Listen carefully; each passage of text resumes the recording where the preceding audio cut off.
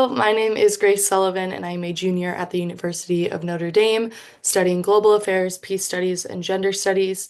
I'm currently studying abroad in Morocco, which is why I could not be in person with you today, but I'm really excited to virtually present my research on the Global Gag Rule, America's deadly export of reproductive politics through U.S. foreign policy. I want to start off by reading my thesis statement. Um, it reads, the global gag rule is a product of conservative anti-abortion rhetoric, creating conflict over women's rights, freedoms, and bodily autonomy across the globe. The global North's legacy of colonialism is responsible for the consistent exploitation of the global South, cultivating a system of economic dependence constituted by a neocolonialist framework. The US implemented the global gag rule to leverage the deeply exploitative colonial structural conditions residing within the hierarchical global order to mainstream a politically conservative anti-abortion ideology and cement a position of global dominance at the expense of the lives of millions of women across the globe. So before I unpack the global gag rule and start to unpack the thesis, I want to define this term, sexual reproductive health and rights, or for short, SRHR. This term refers to a broad range of services that cover access to contraception, fertility and infertility care, maternal and perinatal health, prevention and treatment of sexually transmitted infections or STIs, protection from sexual and gender-based violence, and education on safe and healthy relationships. So I'll be referring to SRHR frequently throughout my presentation. So now moving on to the global gag rule.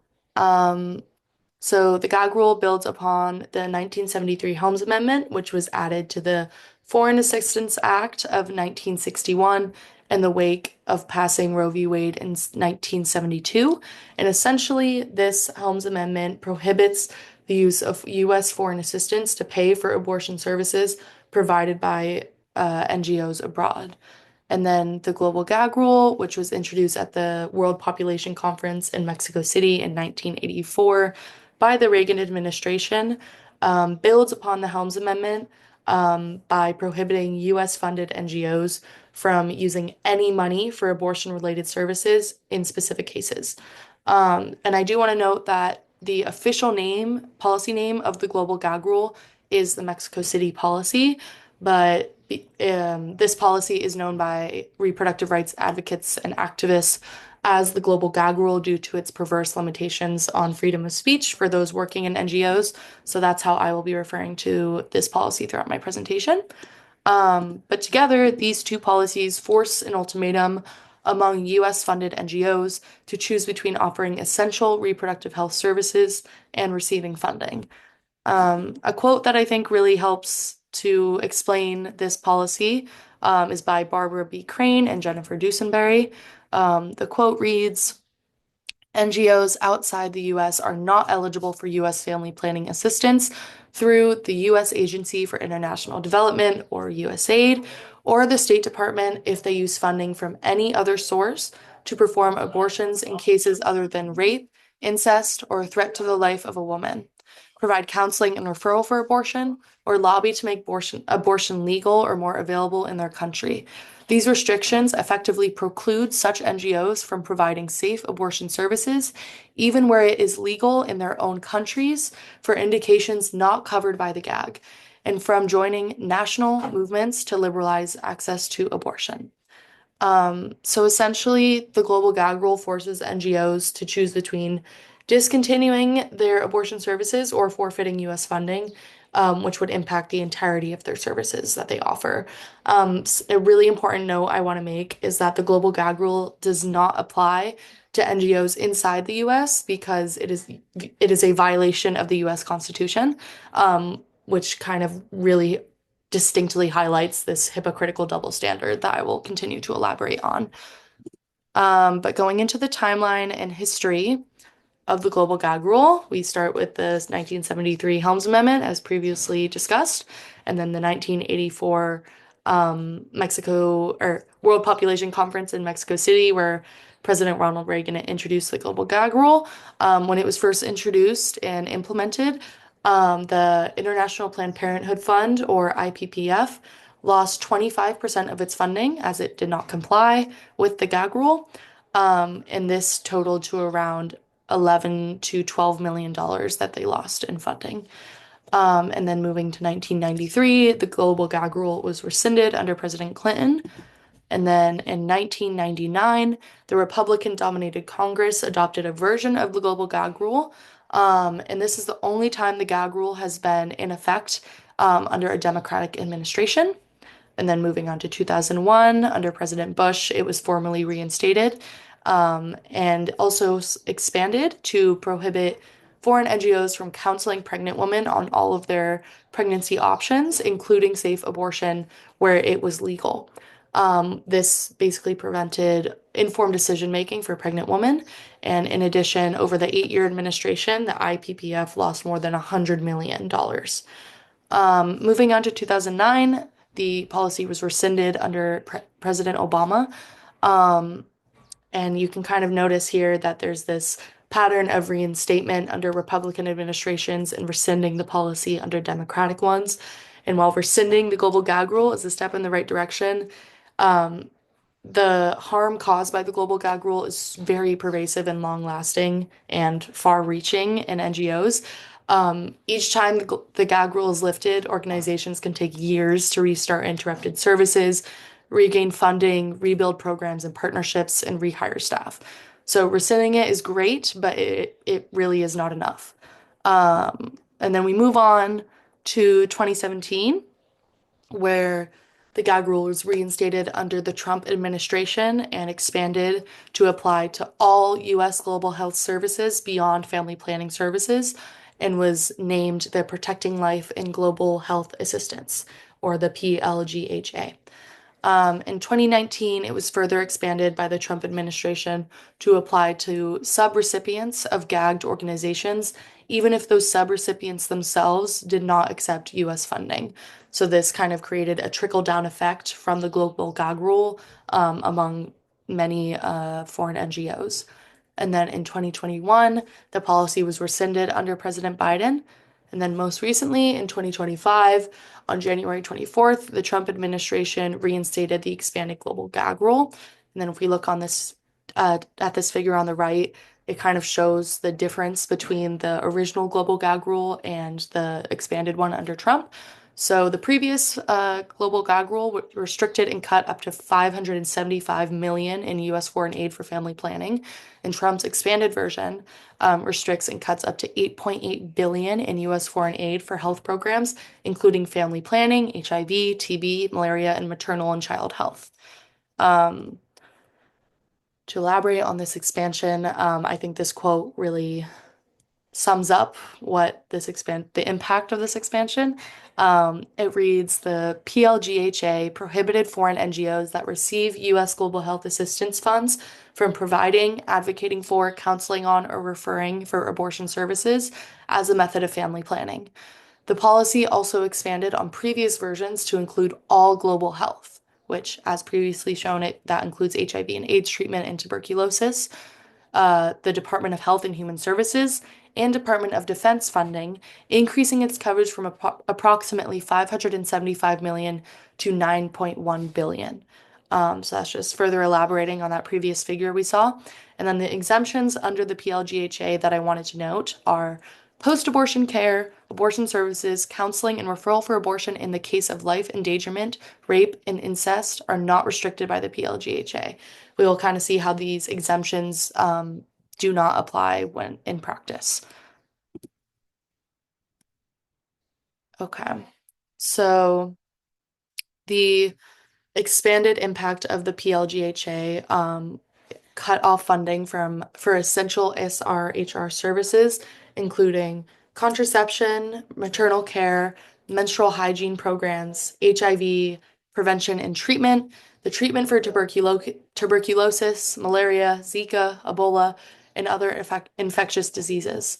It also led to the closure of clinics, the dismantling of outreach programs, and eliminating critical health services. It also discouraged organizations from providing accurate medical information or advocating for the liberalization of restrictive abortion laws.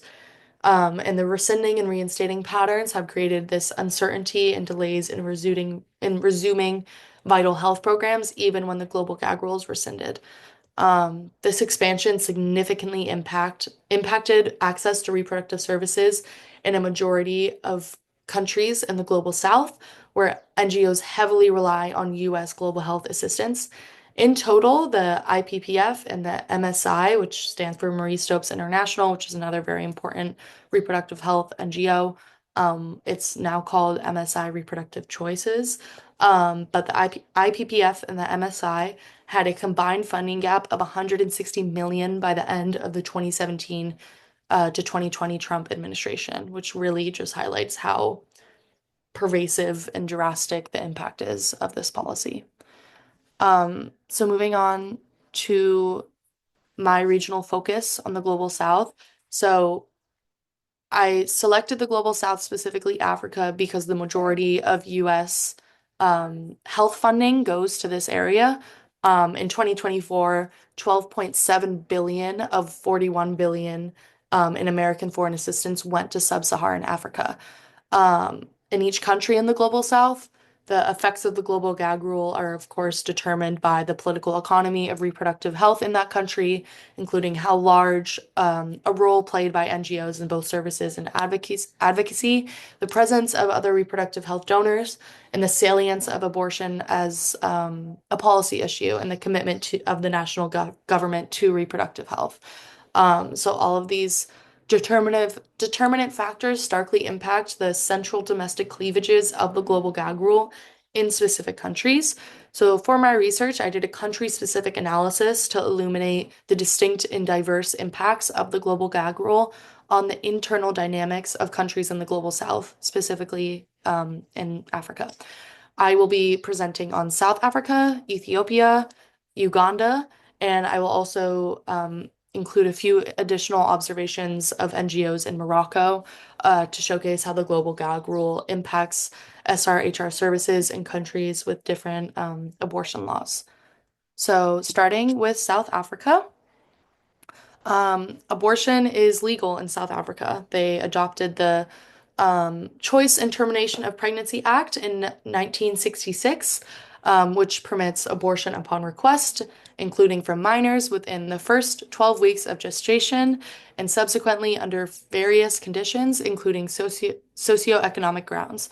In this circumstance, the global gag rule specifies how health service providers have the affirmative duty under local law to provide counseling and referral for abortion, meaning compliant NGOs would not be violating the law under the global gag rule or be risking funding if they were to refer for abortion in their country where abortion is legal. However, a general lack of understanding of this policy, its expectations, and a lack of communication from the United States about the specific implications of the policy have misguided many NGOs and healthcare providers, leading to an over-implementation of the global gag rule.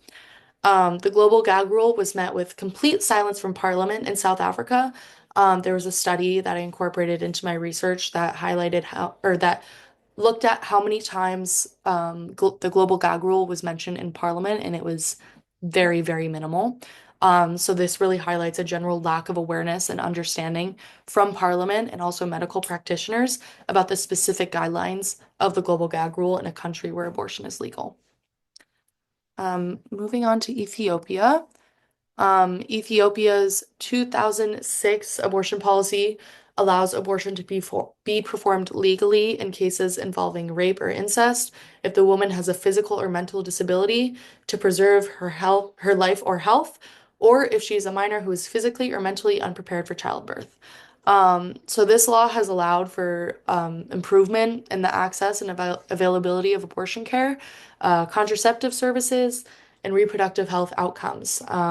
NGOs have supported the expansion of reproductive health care into public sector services, making the compliance of NGOs with the global gag rule to avoid losing funding particularly harmful in the case of Ethiopia, where abortion is legal and they're making progress in the realm of reproductive rights.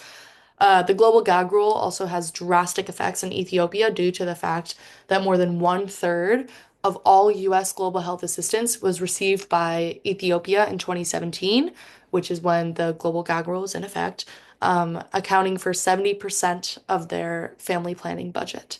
Under the Global Gag Rule, the Ethiopian government and NGOs made serious efforts to ensure abortion services were not harmed by the policy due to the exception surrounding local law in the Global Gag Rule. So the government was in this case aware of the policy and its exceptions, but in a majority of cases, despite government efforts in Ethiopia, the Global Gag Rule still severely impacted SRHR services, terminated clinics and outreach programs, and left around like 500,000 people without alternative healthcare sources. So overall, Ethiopia really highlights the effects of the Global Gag Rule in reversing progress on reproductive health in a country where abortion is legal. Now, moving on to Uganda, abortion is illegal in Uganda in all cases except to protect the woman's life. USAID plays a major role in reproductive health services in Uganda as it serves as the largest international donor to Uganda's family planning budget. NGOs affected by the Global Gag Rule deliver more than half of Uganda's family planning services, which is especially concerning given the highly restrictive abortion laws in Uganda. The Ministry of Health in Uganda estimates that 26% of maternal deaths may be attributed to unsafe abortion, which approximately 1,200 women die each year from unsafe abortion. The Global Gag Rule stalled Uganda's reproductive health progress surrounding the steady increase of modern contraceptive use, since major NGOs refused to comply with the Global Gag Rule when it was in effect to honor their commitment to comprehensive reproductive health care and to advocating for safe abortion services, resulting in a severe lack of funding for all of their SRHR services. For example, one NGO was forced to discontinue an HIV project that reached 14,000 adolescent girls because their primary funder could not comply with the Global Gag Rule. Overall, the effects of the Global Gag Rule in Uganda really emphasized the stalled progress with SRHR, contraceptive use, and an increase in the presence of unsafe abortions. Now, moving on to Morocco. This is a recent addition, so I don't have as much research on Morocco. But abortion is illegal except for specific circumstances in Morocco. To receive an abortion, the woman needs permission from her husband, so you have to be married to have an abortion. And you also need permission from the doctor and the chief doctor. And this is a process that can take up to 4 to 5 months. So, considering that the policy is that the woman's life or the baby's life is in danger and they need that 4 to 5 month approval process, it's just um, a very restrictive policy. The Moroccan Family Planning Association estimates that 72% of abortions are unsafe, with abortion complications contributing to 1.8% of maternal deaths. I interviewed an NGO here in Morocco, called the Democratic Association of Moroccan Women, ADFM for short. And they are an NGO that has never accepted funding from the US government, when the gag rule is in place because it wants to continue providing referrals for abortion services, reproductive care, and advocating for reforms to the penal code in Moroccan legislation, which is what the abortion law is a part of here in Morocco. So moving to US aid. US aid, there's a lot going on right now, and I'll try to I'm trying to incorporate as many updates as I can into this presentation. So it makes it a little more complicated, but stick with me. Um, so, USAID was created as an independent agency with the mission of promoting and demonstrating democratic values abroad and advancing a free, peaceful, and prosperous world on behalf of the American people. So the 2025 fiscal year budget request was 42.8 billion dollars, and as of 2019, it accounts for 23% of total development assistance. Um, this is a quote that I wanted to read from Susie Lane to kind of just contextualize the politics of foreign aid. Um, she says, as the primary source of global health funding worldwide, The US has enormous influence over the agenda of global health and sexual and reproductive health and rights, and the GGR should be seen as a deliberate exercise of this influence. So, majority of my research has focused on the politics of funding and the fine print, like the global gag rule that comes along with that and kind of dictates their own or contributes their own agenda into funding. But with the current update of US aid being that 90% of the US aid budget has been eliminated by the Trump administration, it makes this research a little outdated, but still relevant because it really highlights this power imbalance between the global north and the global south. Um, since US aid has been completely defunded and foreign funding from the US government is being revoked and redirected to other things, many NGOs are competing with each other for funds and will have to discontinue essential services for their organization to survive these drastic cuts. So now I'll get into the major issues of contention. Um, Starting with abortion access, across all three implementation periods, Reagan, Bush, and Trump, there was widespread confusion about the details of the policy, over implementation, and there's severe over implementation, as discussed in the case of South Africa, due to the fear of losing funding. Um, there's been an increase in unsafe abortions, funding cuts, and discontinuation of abortion services and referrals from compliant organizations led to a drastic increase in unsafe abortions. The International Planned Parenthood Fund estimates an additional 36 million unintended pregnancies and 15 million induced abortions. As unintended pregnancies increase, so does the maternal mortality rate for unsafe abortions. And this reality really raises the question to whether the policy of the global gag rule was actually ever intended to decrease the number of abortions and protect lives, or whether its aim is simply to appease the anti-abortion lobby in the US and guarantee support from Republican administrations. The other major issue of contention is SRHR and other services. Um, Decreasing funding for contraceptives increases abortion.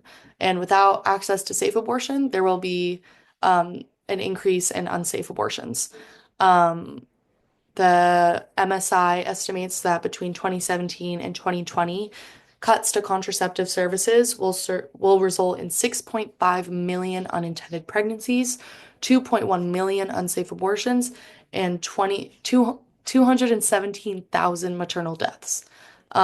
This really highlights the ultimate irony that a lot of the researchers I read um, discuss, that by undermining access to family planning services and denying women the tools they need to prevent unwanted pregnancies, the gag rule contributes to the very thing it purportedly seeks to reduce, the likelihood of abortion. Um, and with the expansion of the global gag rule, much more is at stake than abortion. Um, the IPPF and the MSI have predicted a 30% decrease in the number of STI treatments, the prevention of 725,000 HIV tests and antiretroviral therapy to 275,000 pregnant women living with HIV, a disruption to gynecological services, including cervical cancer screening, a lack of provision of nutritional supplements to reduce anemia, reduced Zika prevention and training, and a lack of misoprostol administration for the treatment of postpartum hemorrhage. So this just really, I think, distinctly highlights how far-reaching and all-encompassing the gag rule is in terms of global health, and how many drastic effects it is going to have, and has had on women's lives and human lives in general. Um, the last thing I wanted to highlight as a major issue of contention is the export of conservative ideology. Um, this export of conservative ideology is key to the creation, justification, and implementation of the global gag rule. The purpose of the global gag rule is not to protect lives, but rather to weaponize U.S. global health assistance to advance a conservative ideology and respond to domestic political divisions. The repeating pattern of the rescinding and reinstating of the global gag rule between Democratic and Republican administrations, respectively, can be best interpreted as a political dog whistle to signal commitment to specific values at the cost of disregarding the actual impact of the policy.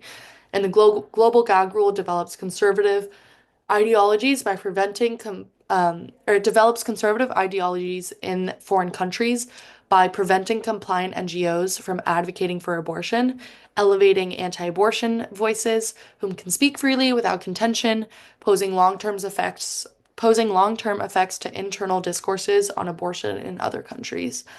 Um, so moving on to some of the informal and informal peace making structures that are in place, starting with the Global Hurt Act. This stands for the Global Health Empowerment and Rights Act, and it would essentially prevent a future president from unilaterally imposing the global gag rule.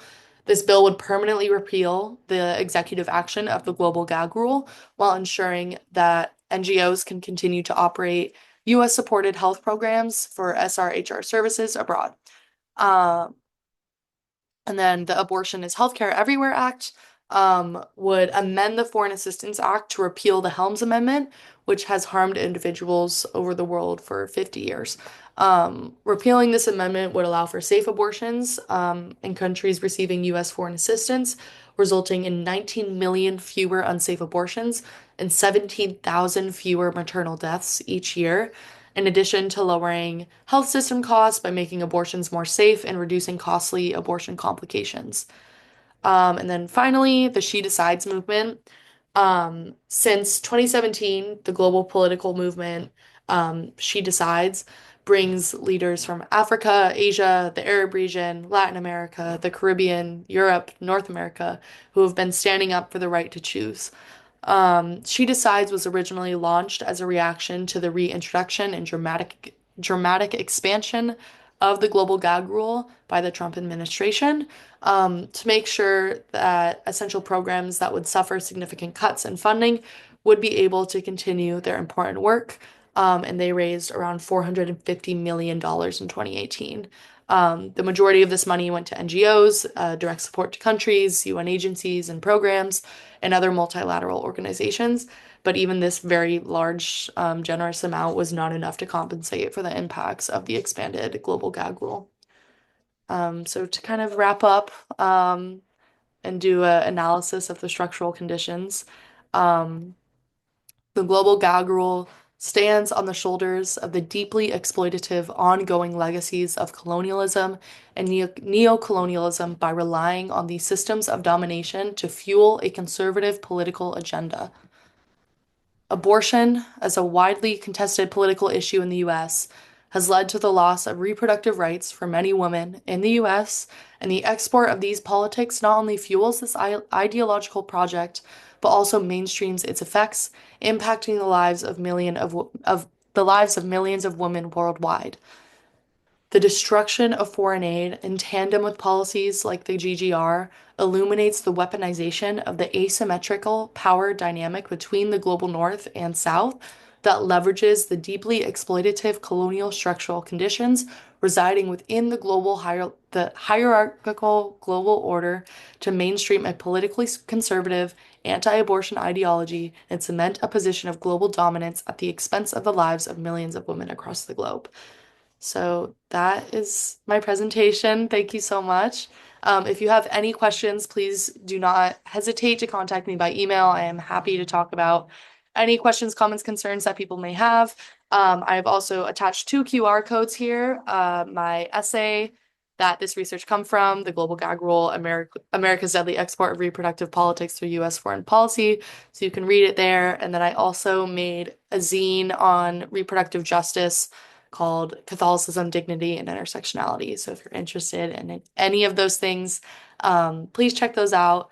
But thank you so much for listening, and enjoy the Peace Conference.